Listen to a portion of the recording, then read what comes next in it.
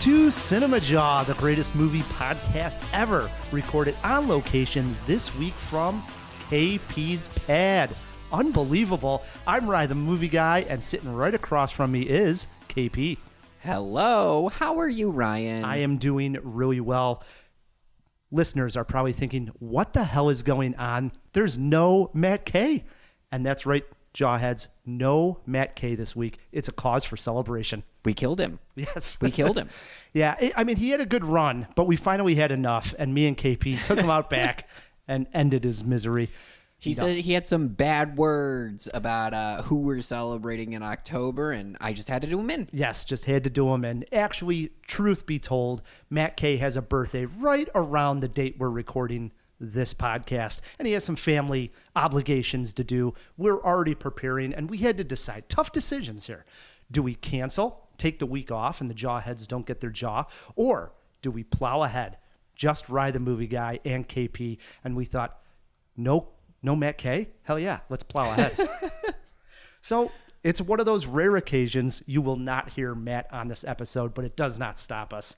And that means we got two big reviews this week, and that's why we didn't want to take the week off. We got Joker. The second Joker film is out. I have seen it. And we also have Saturday Night, the movie that showcases the lead up to the very first Saturday Night Live.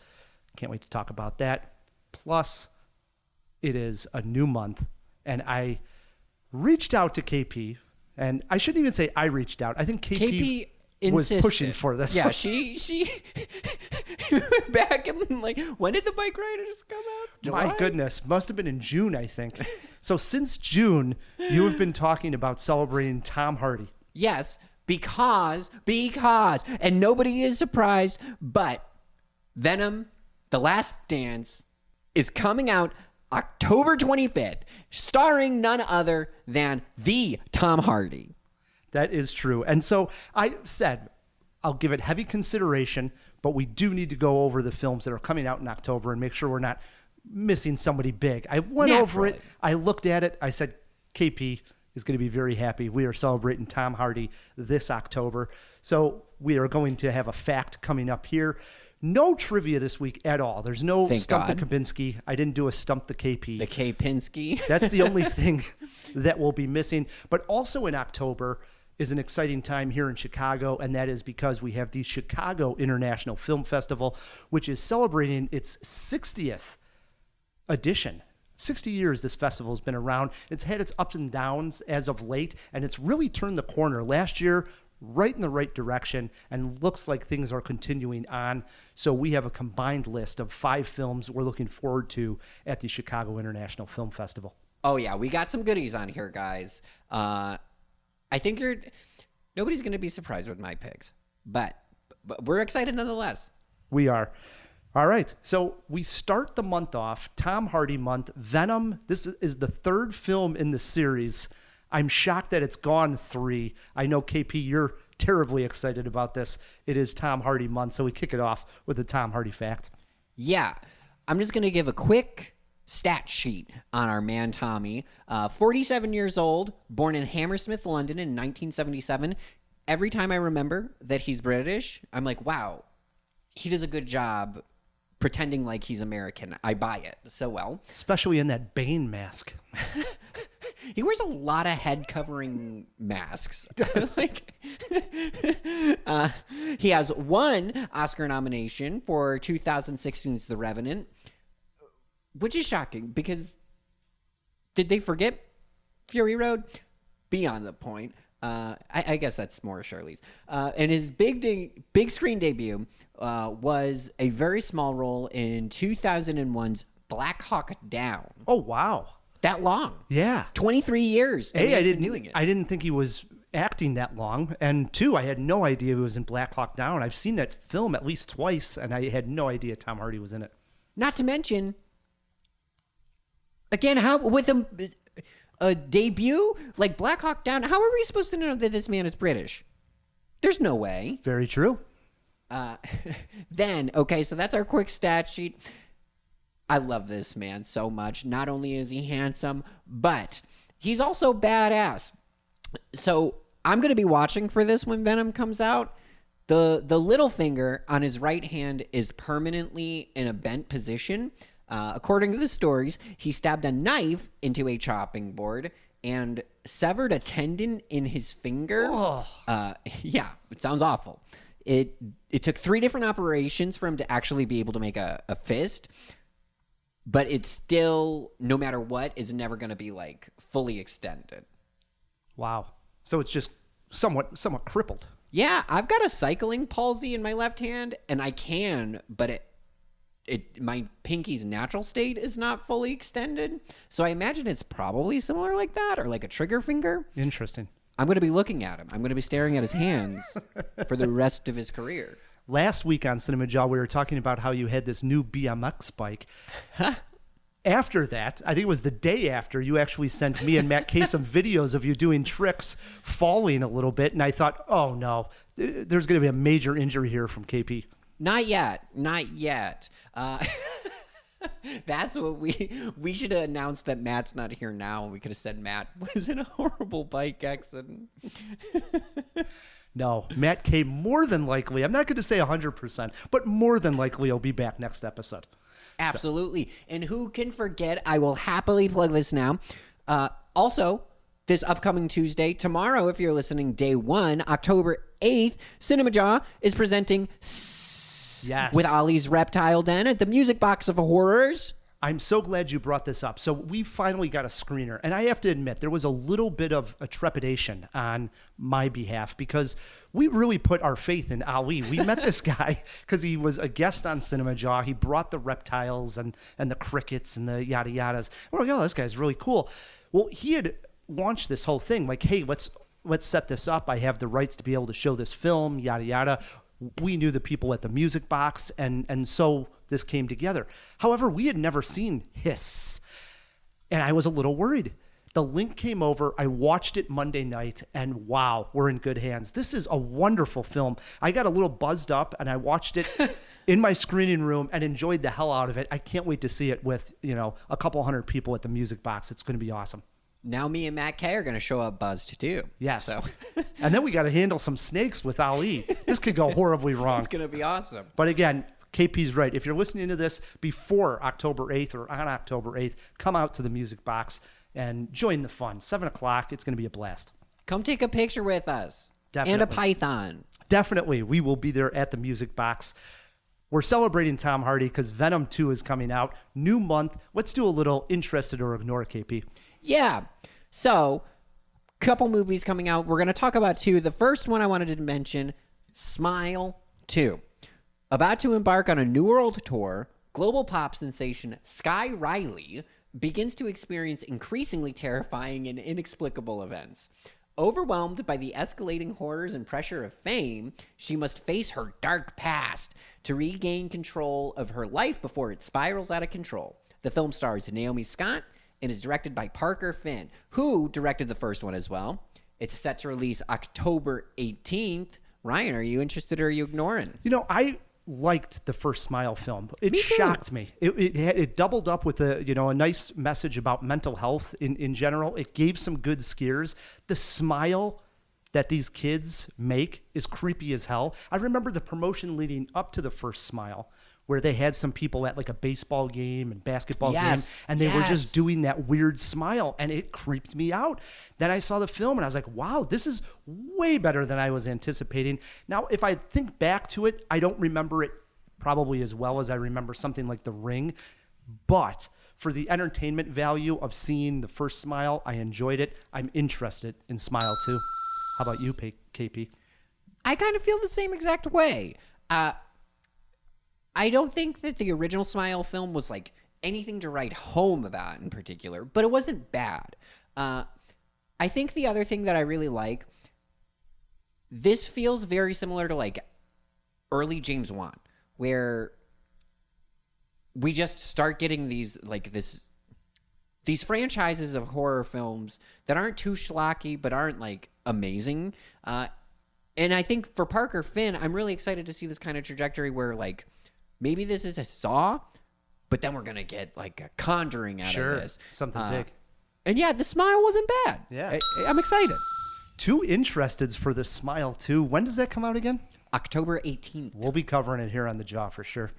And what better month than October to scare the shit out of yourself? Agreed. Then I'm going to just be honest with you guys. This is, before I even say anything, this is an ignore from me. Venom the Last Dance. Right. Venom the Last Dance. Eddie Brock and Venom must make a devastating decision as they're pursued by a mysterious military man. The film stars Tom Hardy, Chiwetel Ejiofor, and Juno Temple, and it comes out October 25th in theaters. Wow. I hate to do this, KP, because I'm in your pad. We're enjoying some PBRs. We're sans Matt K, but damn it, I got to hold to my truths here. I'm ignoring... No! Ignoring the latest Venom film. Of course we're going to see it and review it here on the Jaw, but I'm not kidding when I say, like, I barely remember the first two that well, other than sitting next to you and you giggling throughout the entire film's runtime. That's probably the thing I remember the most. These are silly films. I don't know how we got to 3 Venoms. It's stunning to me. So in case anybody, I have not made it abundantly clear on this show enough. That was a joke. I am so interested in this film. I love them.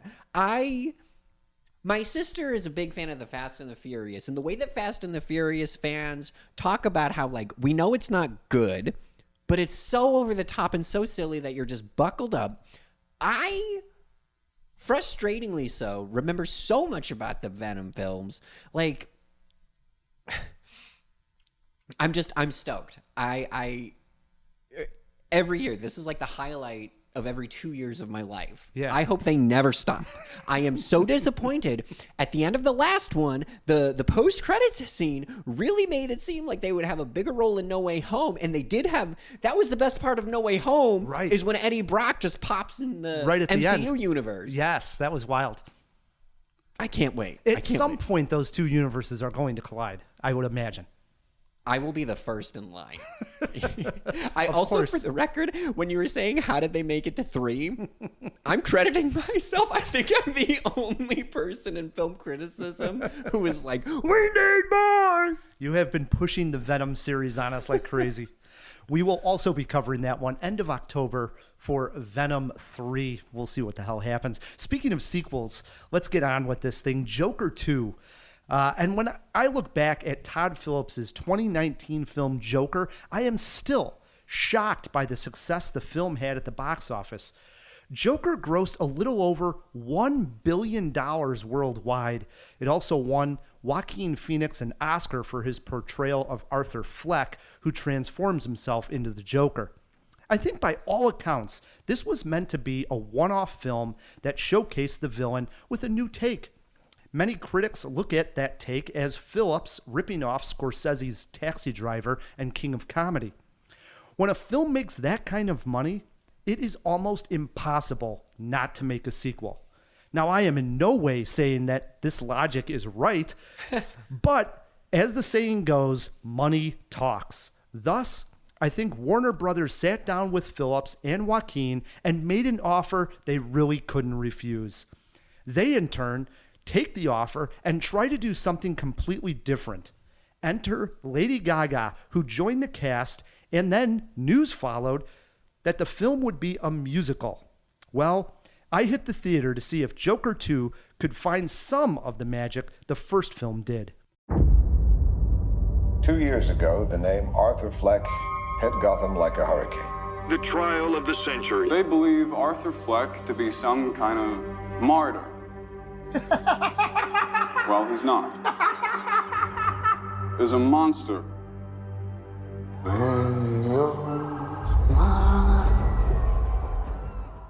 I'm not going to call this the worst film of 2024, but I think it will be in contention with the biggest disappointments of 2024. Oh my God. I walked out of the theater deflated and bored. We open up with a Joker cartoon that is done in an older style of animation. And I have to admit here, it was difficult to follow at my screening as the overhead lights were still on in the theater and people were treating it like a commercial. But I think this was a mistake by the theater. I do believe that this is part of the film. maybe throw that in the fish tank. I think this is actually how the film opens. I doubt it was something just thrown on before the film starts. I find that hard to believe. So everyone was still talking and getting into their seats, and it was very difficult to follow. However, once that died down, the live action kicked in, and we meet back up with Arthur Fleck, who is behind bars for the 5 murders he committed in the first film. In a correctional facility, he meets Lee, played by Lady Gaga, and the two instantly hit it off. Lee clearly loves what Joker/Arthur Fleck stands for. Arthur is standing trial in which his lawyer, played by Catherine Keener, is trying to argue that he is insane. If he loses the trial, he may face the death sentence. Unfortunately, that quick plot summary I just gave you is actually the entire film. Now to the execution. This is a full-fledged musical.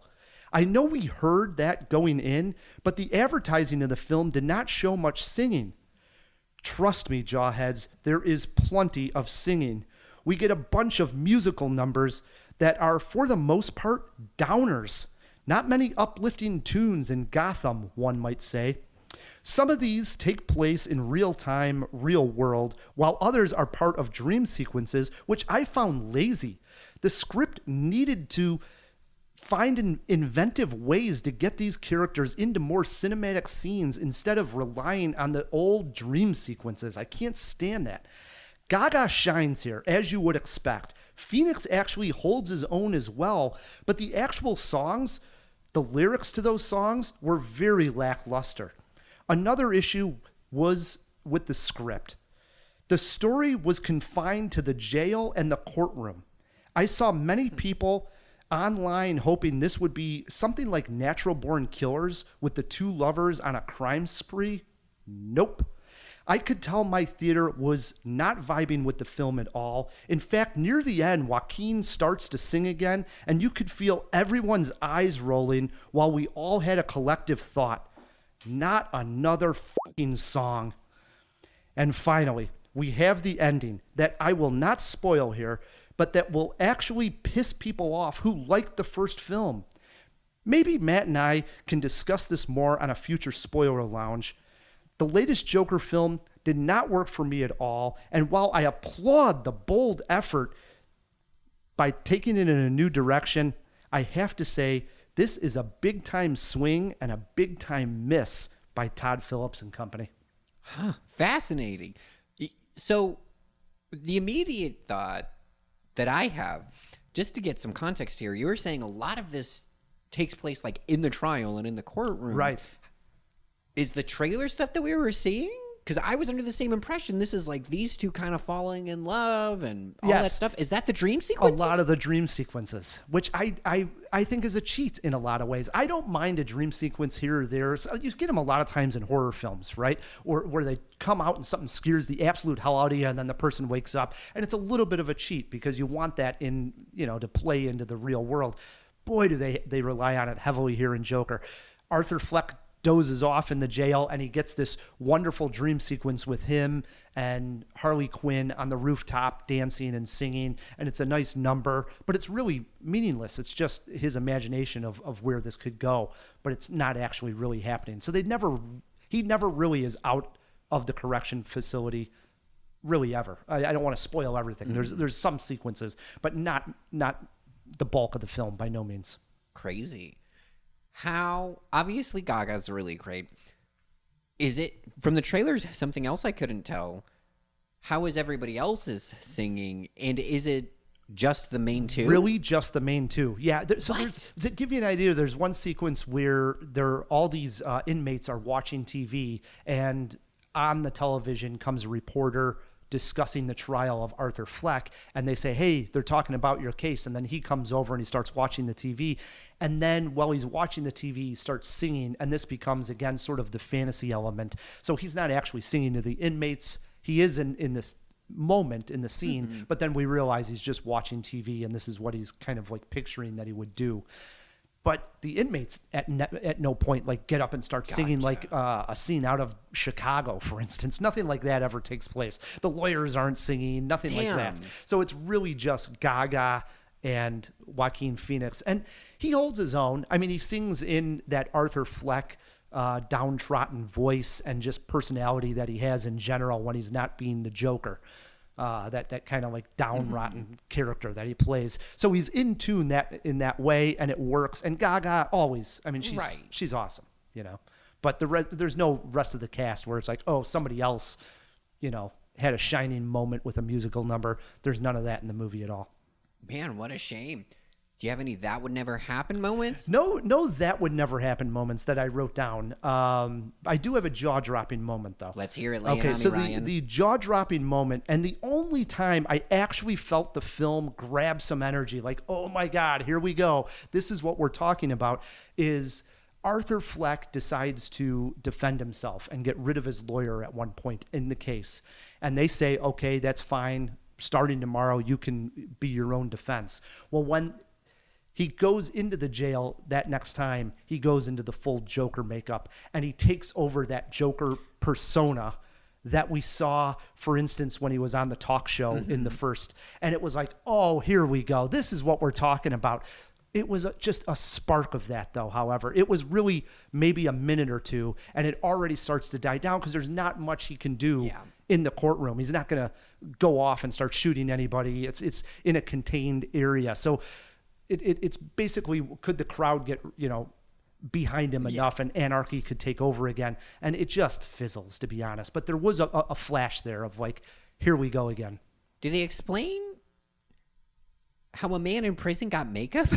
Got his hands on makeup? Yes, I mean, to a degree. I mean, Harley Quinn does get visitation rights at times and goes in. And actually, there's a decent scene, an intimate scene between Gaga and Joaquin Phoenix where she actually does his makeup kind of like in real time by just using like lipstick and like eyeliner, just enough to like do enough where it gives you the sense of Joker. And I thought that was pretty good because it looked like it was all in camera. I'm sure they were able to use an edit in there and do some of the makeup a little bit better that I wasn't, you know, keen to. But the way it looked, I thought, wow, not bad for doing it in camera. It looked pretty nice.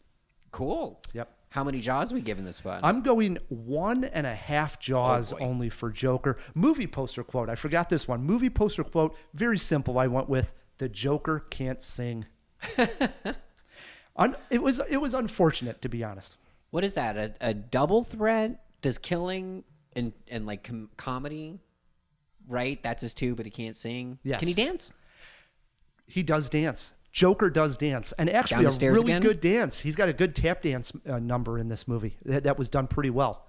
As iconic as the stairs? No. And here's another moment. I could go on and on. I knew they had to get the stairs back into this movie, right? They have literally, like you're saying, it's become an iconic moment in films, are these stairs. There's no way they weren't going to show these stairs at some point. And I even thought that was kind of like a cheap way, when I don't want to spoil it, but when the Joker finally gets back to the stairs, I felt like it was just kind of a waste, and they only did it for the sole purpose of getting the stairs back into the movie for, you know, it's not even nostalgia, but for that iconic look moment. And it was just meaningless. You know what I mean? If you're going to bring the stairs back into it, be a little bit more creative, have it have a little bit more meaning. Like Joker going down the stairs as he sort of descends into, you know, the anarchy that is about to take place was excellent. Here, it didn't symbolize anything. So, unfortunately, even the stairs was a letdown, I thought,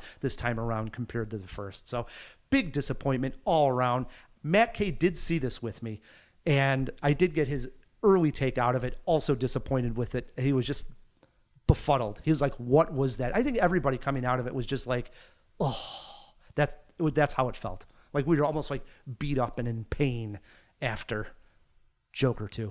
Todd Phillips kind of sucks at sequels, though, so I'm not surprised. The Hangover 2 was a carbon copy of the other movie, and then the third one sucked.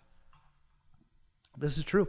Maybe he's just good at the idea and then just has to leave it there. I wonder how much they got paid. Can we also throw this in the fish tank if there's anything online about Joaquin Phoenix and Todd Phillips, if you can find anything?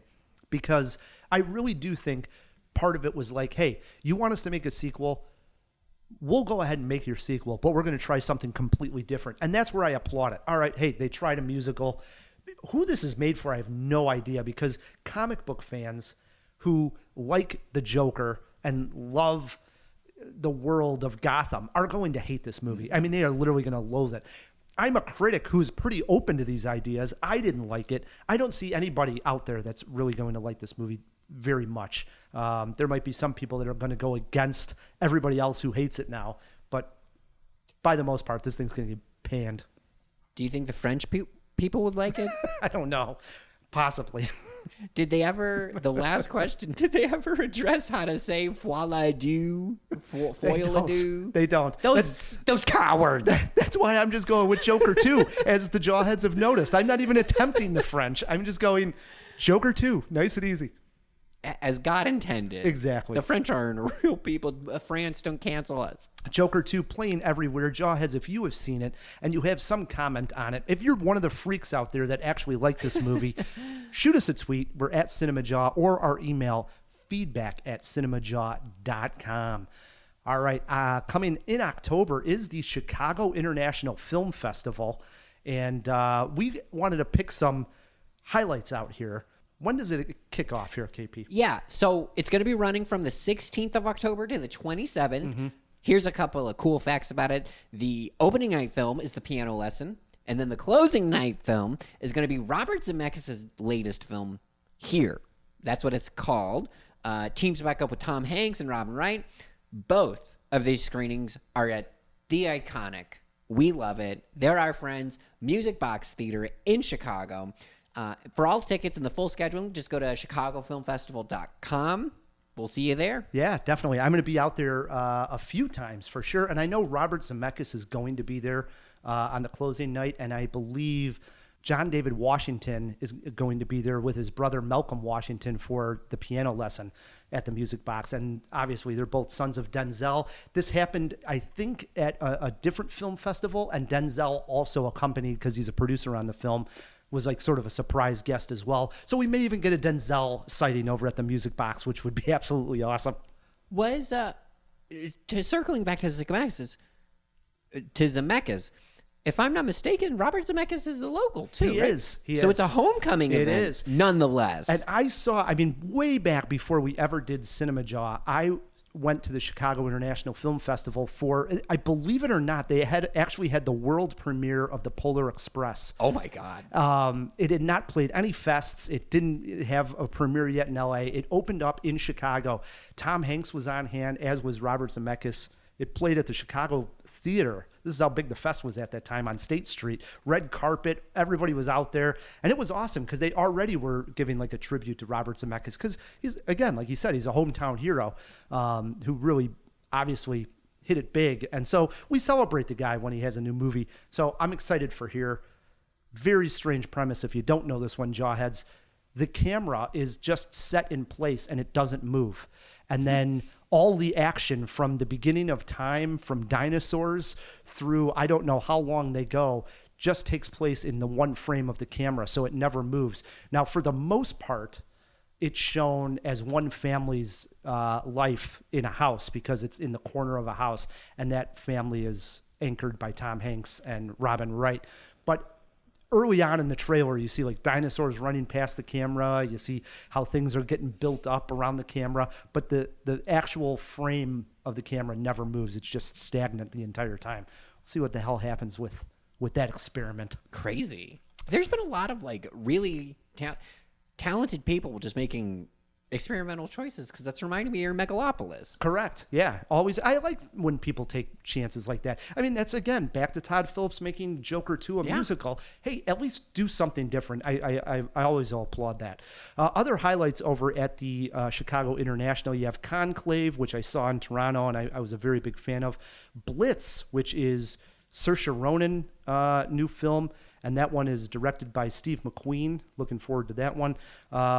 We also have The Room Next Door, which is Pedro Almodovar teaming up with Julianne Moore and Tilda Swinton. Excited for that. But now, for our top 5, we're going to alternate. I hope KP had time to pick out 2. Oh, I got 2. Okay. I got 2. So I'll come in at number 5, and I actually am cheating here by picking 2 films at number 5, but I have a reasoning behind that. One of them is already sold out. So it's, I figured might as well mention two, since I think if someone's listening to this and they want to buy tickets, they'll already be disappointed. And that film is A Real Pain. And this stars Jesse Eisenberg and Kieran Culkin.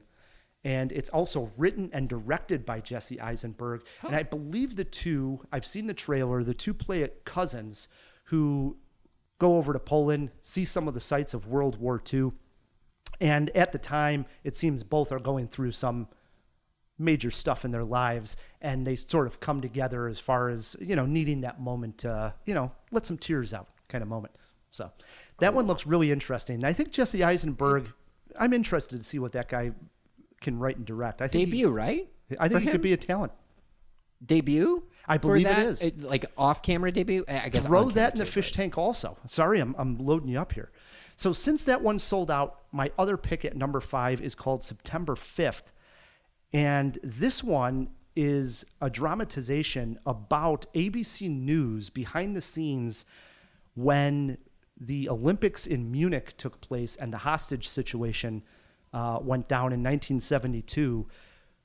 ABC News had their sports team had to literally become sort of live breaking news. And this is behind the scenes of how they handled that entire situation. Starring in this movie is Peter Sarsgaard. Looks very interesting. No trailer out for it yet, but it's one that I read about and I'm very interested in. So September 5th, keep that one on your radar, Jawheads. I'm going to check it out at the Chicago International. Little frustrated. They feel a month late. Because we're in October. Yeah. All right. That brings me to number 4. I have a foreign film at number 4. What? Also an animated film. I give KP the chance to go with 2 picks, and you go foreign film with one. This is big. I do. Latvian, no less, which I'm very excited because I really don't know that much about Latvian cinema at all. It's also, as far as I can tell, a silent film, Flow. New animated film by, I believe I am saying this correctly, I'm very sorry, Gins Ziblaudis. Follows this narrative of a cat on a boat. I really, there's so little else that there is to go off of other than it's this cat and these other animals are on a boat in water and trying to survive. Sure. It appeals to me because the animation style is so unique. They're using this very cool painterly 3D kind of thing. They're doing this very video gaming thing where the visuals are playing with the frame rate a little bit to the point where it almost can come across as choppy, but that's intentional. As well as something else I'm super excited about. This one is reportedly a joint, what do they call these? Multinational? One of those ones where it's made by a lot of different countries. Sure. Because Gins Ziblaudis is Latvian, but then the animation was handled by Belgium and France. And I also cannot wait for Belgian and French, specifically French animation to come back. It's been a long time since we've seen really good French animation, at least on this kind of scale. Mm-hmm. Super excited. Yes. Super excited. The trailer for this is out on YouTube, and it looks fantastic. I tried to see this at Toronto. It did play there, and I couldn't get it into my schedule. So I was totally excited when I saw this land at Chicago because I thought, all right, this is it. It's a festival setting. Want to see this thing on the big screen. Looks amazing. Good pick. Maybe we'll see this one together, KP. I'd love to. Brings it over to my pick. This is our third, and I am landing on the opening night film that KP talked about, and that is The Piano Lesson. This is based on a play. It's the same playwright who did Fences that Denzel Washington adapted into the big screen, and now he is a producer. His son, Malcolm Washington, is directing. His other son, Malcolm's brother, John David Washington, also stars Samuel L. Jackson, among others. And I saw the trailer for this. This also played at a few festivals already, and it's getting great buzz. I love like a story of a family who are brought together by an artifact, this time being the piano. And this piano has a carving on there that was done by ancestors who were enslaved. And this piano means so much to this family. That's all I really know about it. I didn't want to read much more than that because I know this is going to be a very good family drama. And I think John David Washington hasn't given us all that he can give. I've already liked this guy, and I think a good dramatic role like this could be what he's been missing. I want to see more from this guy, and I have no idea what Malcolm Washington can give us. But runs in the family. It's I was got going it, to right? say it's Denzel's kids. There's talent here. They're into industry. So I'm looking forward to the piano lesson. That's the thing, right? Like when you have that kind of exposure as a child, we just had the Ayana Night Shyamalan movie. Mm-hmm. You're just in it, Right. So you absorb all of this, Right. And to a certain degree, yes, nepotism is real, but that's great. Also, when you grow up in the industry, just easier to get involved. You know what Yeah. I mean? So you understand it a lot more. So Totally. looking forward to the piano lesson. Opening night at the Music Box, going to be a big one. Alrighty. That's bringing it back to me for number 2. I stand corrected. I did not have one foreign film. Another foreign film? Another foreign film, also animated. Oh, my. We're going with Memoir of a Snail. Wow. Memoir of a Snail. It's a stop motion film that follows the narrative of 2 siblings growing up in a pretty dysfunctional family, dealing with the loss of the mother. This is directed by Adam Elliott. I don't know if jawheads are familiar. There was a smaller film years ago called Mary and Max that I caught. I mean, I think I was in high school on IFC, I think, and it's the same director, and it's a very, very good film. Memoir of a Snail, just visually from the trailer, in terms of also the subject content, there's like, the trailer opens with a line, something to the effect of like, my father used to say that childhood is a lot like drinking. It's a great time, but you don't really remember it. Something to that effect. That's kind of the ethos of Adam Elliott, I think.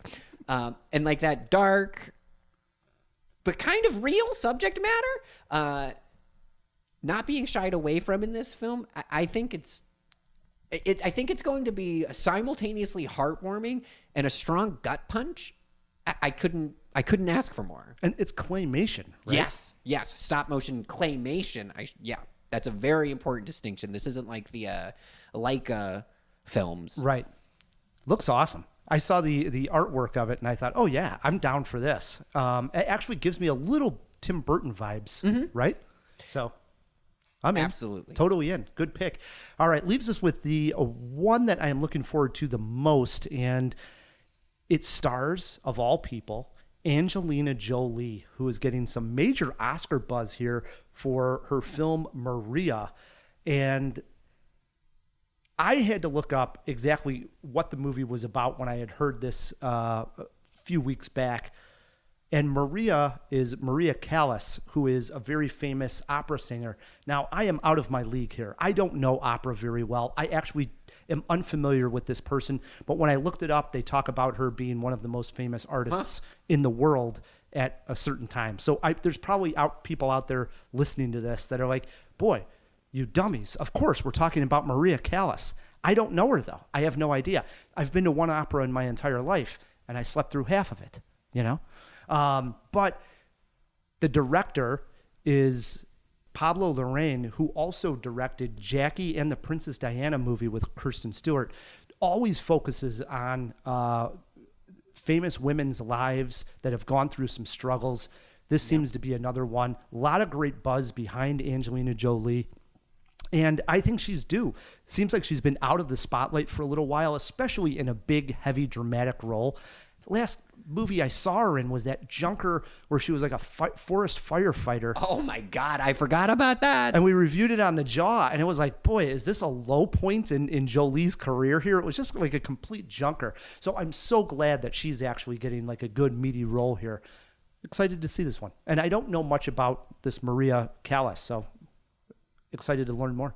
How does Angelina's singing look from the trailer? That's what I'm curious That I don't know. And I don't know how much singing she actually Gotcha. does in the movie, and if it's really going to focus on that or really the backstory on this That makes artist. sense. You know what I mean? Yeah, So given we'll- Spencer and Yeah, exactly. Jackie. Yes, they're definitely different takes than the normal, big budget yeah, style biopics. like that Amy Winehouse one we just had. Exactly. So again, for the full schedule, go to ChicagoFilmFestival.com. Hopefully you get out there, see some movies out at the Music Box, the AMC. There's parties going on. I'm glad we're going in the right direction with this hometown film festival. Couldn't be happier. I agree. Let's take a quick break. When we come back, we got the fish tank plus a review of Saturday Night. Let's all go to the lobby. Listen, we already mentioned that celebrating Tom Hardy this month was my idea. I'm not going to waste time sharing my love for Venom more than I already have on this show. All I will say is that I literally could not resist picking a clip from the first Venom film. Here it is. Enjoy. My legs. Oh my God, my legs were broken. Now they're not broken. What is happening?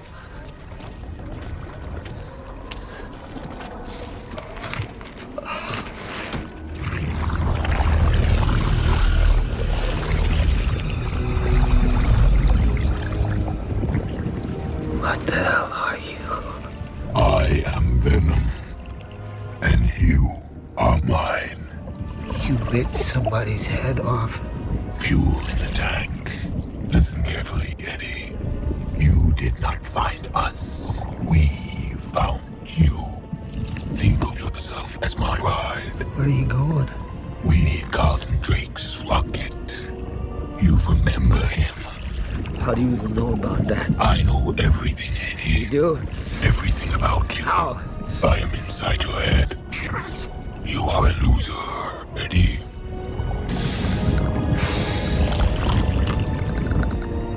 You gonna eat anybody else? Most likely. Oh God. That is why we are here. Cooperate, and you might just survive. That is the deal. Sparkling drinks, and awful dandy, dandy, dandy, dandy. Oh my, we go with Venom right off the bat with the clip for Tom Hardy. What else was I He has no lines in Mad Max. I didn't see the bike riders. Oh no! I mean, and we're gonna have to play some Bane sound bites at some point once we're back When we have our in the board studio. back, yeah. Yes, once we're back in the studio, that's awesome. Listen. We are not KP. We are not CinemaJaw this month. We are Venom this month, and I don't care what anybody says. Get used to it, because until we have the screening, it's all just going to be, this is Venom month. Halloween I've forgotten about. This is awesome. All right, we threw a few items into the fish tank. KP's already been out the entire show, but we're still opening up that fish tank. Wait a moment! It's fish! Isn't it? DC! Wake up! No, Pat, it's a giant glass bowl. Hey, get some fish folk. Who's coming with me besides Flipper? Here. That's a Sicilian message. It means Luca Brasi sleeps with the fishes. You're gonna need a bigger boat.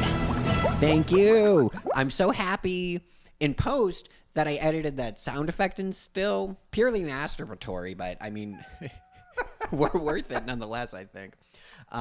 We had a lot in here. Man, I was put to my paces today because I still found all of these. While you were recording. I am a natural, or just incredibly wrong. If you fact check me and I'm entirely incorrect, feedback at CinemaJaw.com or send us a voicemail. We're looking at you, Mark from Villa Park. So our first question, is the opening of Joker 2 the animated sequence, or was that just a one-off? Every source I could find highlighted this Looney Tunes opening. You are correct. Okay. This is part of it. The other people just... I don't know if it's on the theater or the audience, or it kind of sounds like both parties. Yeah. They didn't get it. Yeah, and again, why I said I thought something was up with our theater is even when the live action started, our overhead theater lights were still on. Mm-hmm. And people, you know how that happens sometimes, and people were yelling, lights, and it was like another 3 minutes, and then finally they lowered the lights down to like, you know, full darkness, and then the movie, then you feel like you're at home of watching a movie. Until then, you could just see the person right next to you. It's an awkward thing. Totally. And I think the way it started, no one really was paying attention. And I was a little bit, but I mean, people were moving around, cutting in front of you kind of thing. Crazy. Getting their seats. So sort of missed the animated aspect of it. Especially if you're not prepared for that. Crazy. You would think that they would screen this earlier and notice that, well... our next one is still Joker related. How much did Joaquin Phoenix and Todd Phillips get paid for Joker 2? Full disclosure, I could not find how much Todd Phillips made. I did find out how much Joaquin made. 20 mil. Yes. 20 million. Yeah. You can't blame Joaquin Phoenix for that. That's what I'm saying is like, if someone offers you $20 million, you got to take it. Not to mention, okay, just for the record, on the first film, he made 4.5. Right. So this is like 5 times. Exactly. And I'm sure the same, you couldn't find it, but I'm sure it's the exact same for Todd Phillips. So you bring these two in and you say like, okay, I know you guys don't want to make a sequel, but how about this? And you give them $20 million. All right, let's take a shot at this. I don't even think they probably did the, we know you don't want to. They were just like, we don't care. Here's $20 million. Then our last question is A Real Pain, Jesse Eisenberg's directorial debut. And it is. It is. Not only directorial, but writing debut too. Yeah, brand new to it. So we'll see how he does. Awesome. Like I said, looking forward to it. Hopefully I can squeeze into that sold out screening. I don't know. Try to pull some strings. It'll be interesting. From everything you've shared, it kind of sounds like this is a left turn for Jesse Eisenberg in terms of his career. The cool part about this that I'm excited about now, knowing that he wrote it, obviously he wrote it for himself, but do you think he's going to try and break free of some of his like nerdy, awkward typecasting that he's like in that domain with Michael Cera? Right, he really is. And in this trailer, it doesn't look like he's really playing on type. So it's like maybe eventually he does, but he didn't for this first time. What an asshole. You had every opportunity, Jesse. He wrote himself just as everybody sees him, which I love. All right, that was all the facts. That's all we got. Next week on the show, still discussing exactly, we have Hold Your Breath on Hulu. Also, We Live in Time, the new Florence Pugh film, and possibly we might do finally the retro review of Sleepy Hollow. So still a lot to discuss, but you'll hear some of that next week on the show. And if we don't do Sleepy Hollow, trust me when I tell you, heads will roll. That's not good. That was good. All right, jump back in that fish tank. Will do. One more review for you, Jawheads. Take you back here. October 11th, 1975. A day that will live on in television history. That was the date in which Saturday Night Live broadcasted its first show. A show that is still running to this day and has become part of pop culture like few other shows ever have. It also launched many, many stars through the years. Jason Reitman's latest film looks at the craziness that led up to that first broadcast and does so in real time. I went to 30 Rockefeller Plaza, Studio 8H, to see if this was a comedy gold or a skit that should have been cut. NBC makes more money playing reruns of The Tonight Show. NBC is lucky to have something as relevant as this show. One they don't even want. That's logical, Dick. That's why they're paying us all to be here. I mean, Lauren, 90 minutes of live television by a group of 20-year-olds who've never made anything. Do you ever stop and wonder why they said yes? A counterculture show starring total unknowns with zero narrative and even less structure.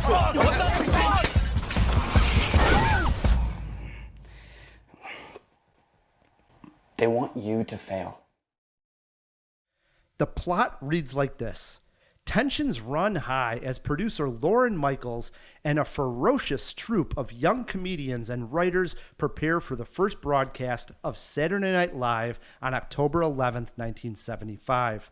The film shows us what time it is, and about every 15 minutes or so shows us how much closer we are to going on air.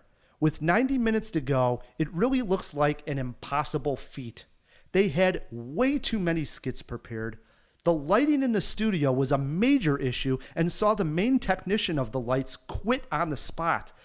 Big names like George Carlin, who was going to host the first show, and Jim Henson, who was a special guest, did not seem to be on board with anything that Lorne Michaels and the writers had in mind. John Belushi was not under contract, but was practicing to be on the show, and a slew of other issues around every corner and every room that Lorne Michaels went into appeared. What Jason Reitman is able to do is conjure up the frenetic energy that was present in the hallways and the rehearsal spaces leading up to a live show being run by a bunch of funny counterculture comedians who, for the most part, were complete unknowns. Now these names are cemented in entertainment history. But at the time, Dan Aykroyd, Gilda Radner, Chevy Chase, John Belushi, and others were just trying to get a shot on network television. The movie never slows down. It has a runtime of 1 hour and 45 minutes, but I'm telling you, Jawheads, this thing felt like 35, 40 minutes long. It goes that fast, really quick. The drama comes in the form of Willem Dafoe, who plays an executive for The Tonight Show, who is actually there to ultimately decide whether SNL will ever make it to the air.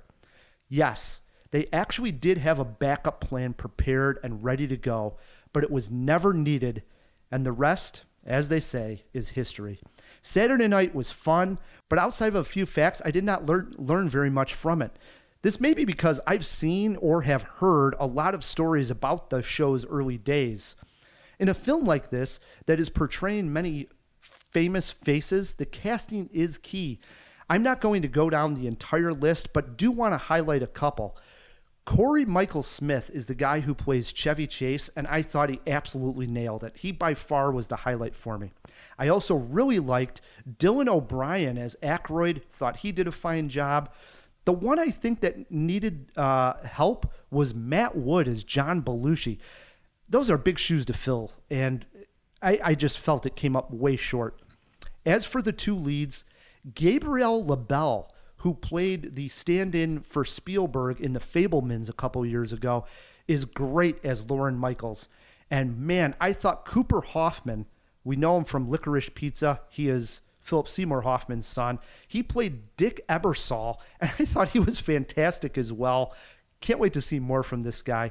If you're a fan of SNL, this is an absolute must-see. For others, I am still recommending, as I had a fun time with Saturday Night, do check this one out. So, 1 hour 45 and 90 minutes before the show? That's why I say it's in real time, but not exactly. It's not done per minute. But you also like 24, the Kiefer Sutherland show? Yes, it's not exactly, right? But it's you get a couple minutes right before the 90-minute start time, and then you also get the first skit that ever aired on SNL. So that's a few minutes as well. So it's pretty close to real time, but it's not a 1-for-1. It's not like the clock is ticking like 24 where you're actually like watching it down. It's more like, hey, 90 minutes. And then you watch about 10 minutes of the movie, give or take. Gotcha. And then somebody comes on screen and says, 80 minutes till runtime. And it's pretty close, but not an exact 1-for-1. Okay. I had thought, because you had said there was a couple of times that it cuts back and forth. I was literally picturing Yes, 24. but constantly the time actually does show on screen multiple times. So maybe 5 different times throughout the movie, the clock comes on the screen after like a hard cut.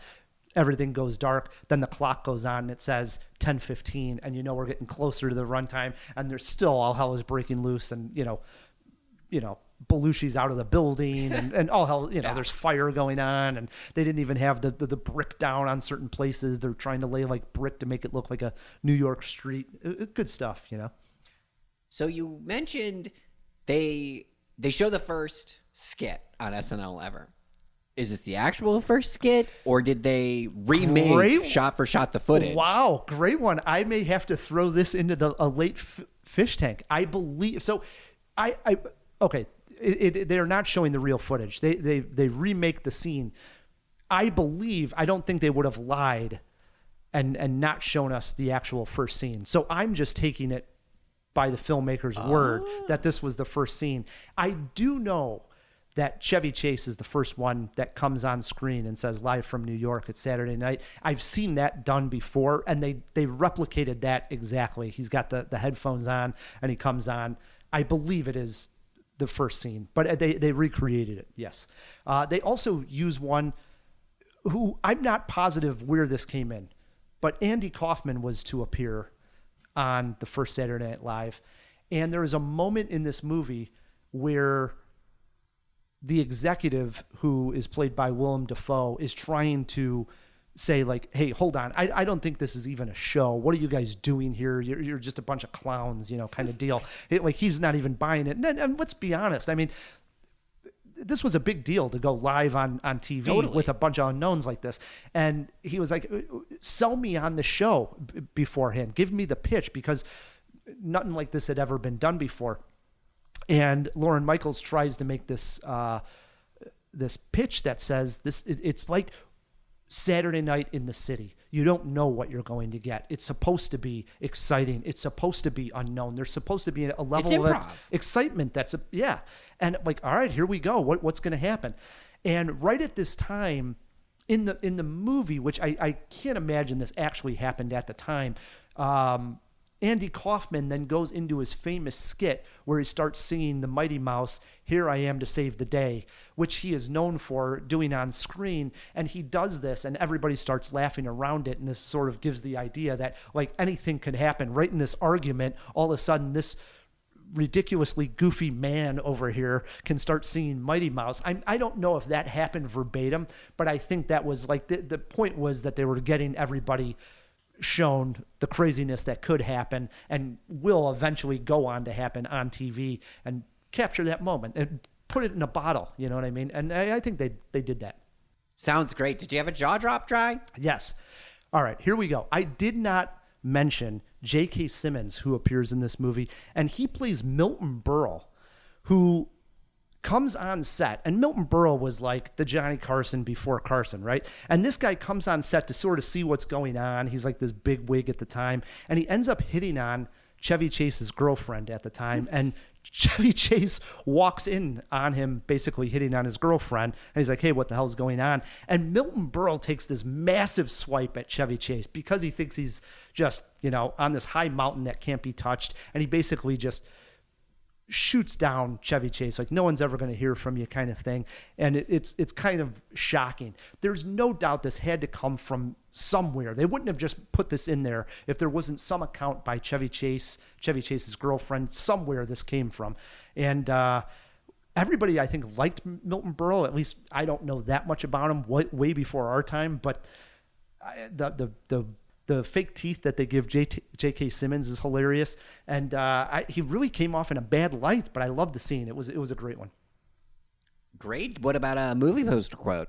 I went with, live from your AMC theater, it's Saturday night with in-house host Nicole Kidman. All right. I hope your rating is as 4 jaws that Nicole Kidman bit. I'm going 3 jaws for Saturday night. I enjoyed it. I wish I learned a little bit more, but that may change with Very people's, because there could be a lot of younger people that don't know as much about the early days of Saturday Night Live, so that could change. But 3 Jaws for Ride the Movie Guy. Do check this one out. Did you find out anything on the first skit of Saturday Night Live? It should have been a John Belushi skit. It is. Oh, it is okay, Belushi. good. It's called The Wolverines.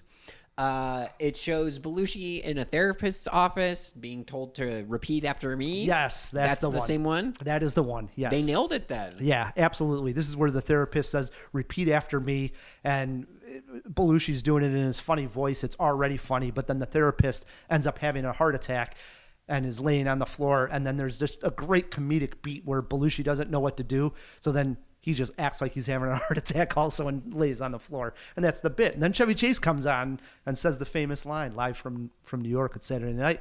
And bam, history's made. The rest is history. Yeah, it's awesome. So good stuff. I think that's it. No trivia. It's sort of odd to end with no trivia. I'm appreciative because unless you came out and you couldn't do this, the only trivia possible would be SNL trivia, which I would lose, or Venom trivia, which I would absolutely win. Yeah, there's 2 extremes. That's all we had this going. This is a black and white. Yes. I think we did okay for a solo episode with no Matt K. This has been delightful. For those who obviously aren't here in the room right now, we poured one out. We did. Ryan and I are cracking PBRs. We poured one out for Matt K. Happy birthday to you. Yes. This is also housewarming for KP. Moved back to the city about a month now, right? A little over. 2 months. July. Yeah, so 2 months. And we were supposed to come over. So this all worked out in this sense also. Finally got to come over, check out KP's pad. And I think the recording actually came out pretty good. But if there was an issue, write KP, let them know how bad it came out. Yeah, we'll blame Matt. I'm fine. I'm fine picking someone who's not in an arena to defend themselves. Jawheads, a way you can support this podcast is by becoming a Patreon. Go over to patreon.com/CinemaJaw. Help support the show, and it also unlocks some fun extras. Always doing some movie roundups and some extra movie reviews, retro reviews, that kind of thing. So check us out over there. Another way to support the show is by leaving us a review or clicking any type of star rating or like button on any one of the apps that you're listening to. Those always help attract new listeners. Until next week, I'm Ryan the Movie Guy. I'm KP. And keep on jawing about the movies. Yes!